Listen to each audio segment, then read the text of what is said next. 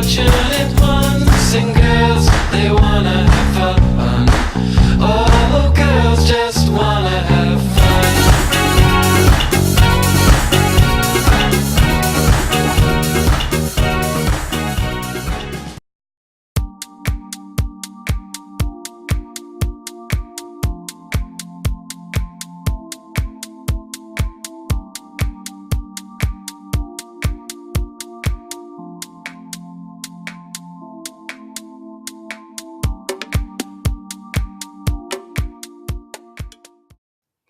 Welcome back to Inspiration for an Elegant Week.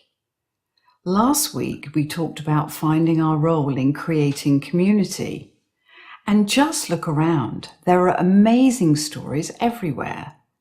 Google good news and there it is, and lots of it. Neighbours step in when insurance company says no. Homeless man rescues drowning woman. Community helps cancer survivor pay taxes. This all makes for elegant community. Some of the biggest challenges we deal with come from situations where we feel we've been hurt.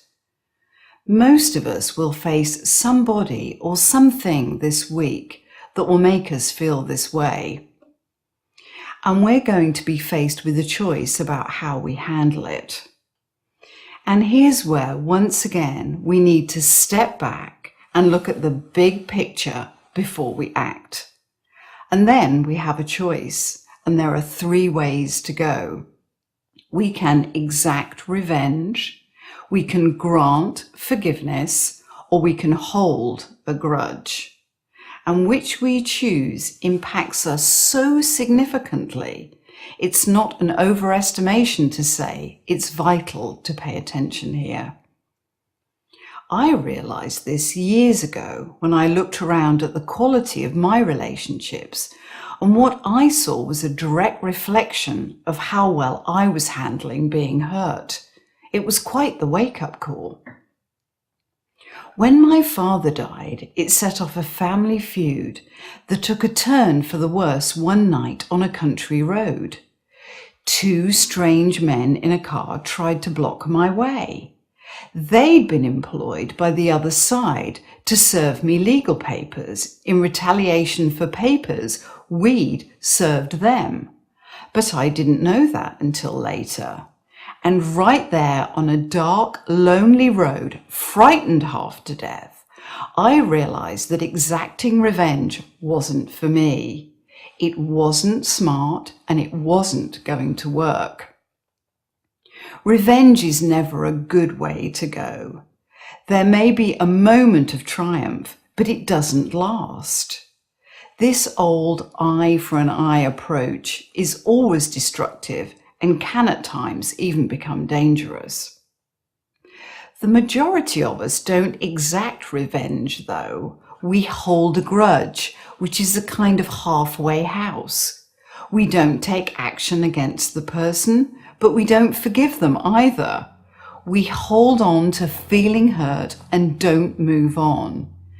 And this is where I believe many of us end up, totally stuck, all alone, cynical, and even physically sick. I know a woman who argued with a fellow collaborator, left the project, and couldn't let go of the grudge. The other person didn't get stuck in the situation and moved on to do some other wonderful things. The sad outcome was that the woman missed out on a number of great opportunities and ended up more bitter and resentful than before. A grudge only hurts the person who holds it. And then we come to our third option, forgiveness. And it seems so weak and wishy-washy. We just don't get the same feeling of instant gratification we get when we get one over on somebody or when we hold our grudge close. And granting forgiveness is really hard. Our egos don't like it. We have a voice in our heads saying, if you forgive, you're letting them get away with it. But here's why granting forgiveness is the only way to go. It releases us from the past. It frees up the present and makes room for all the great things we'd rather be doing in the future. It even improves our health. Forgive, but don't forget the lesson. There are unbelievable stories of the power of forgiveness everywhere. The citizens of Boston and victims of the bombing. Renee Napier, who forgave the man who killed her child, created the Megan Napier Foundation and went on tour with him to promote safe driving. Rochelle Chapman, who forgave the friend who pushed her into the pool when she ended up paralyzed. We all know at least one story of forgiveness that's truly elegant.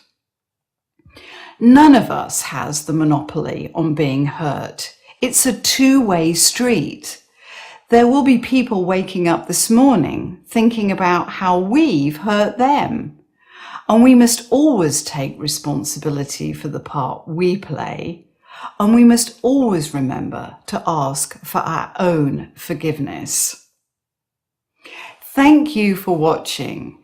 Take a close look at your relationships. You'll learn a lot about how you handle being hurt and hurting others.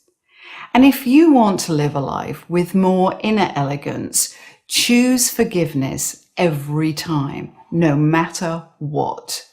And take the opportunity to contact somebody you'd like to have back in your life this Memorial Day. And don't delay. Together, we are making the world a more elegant place.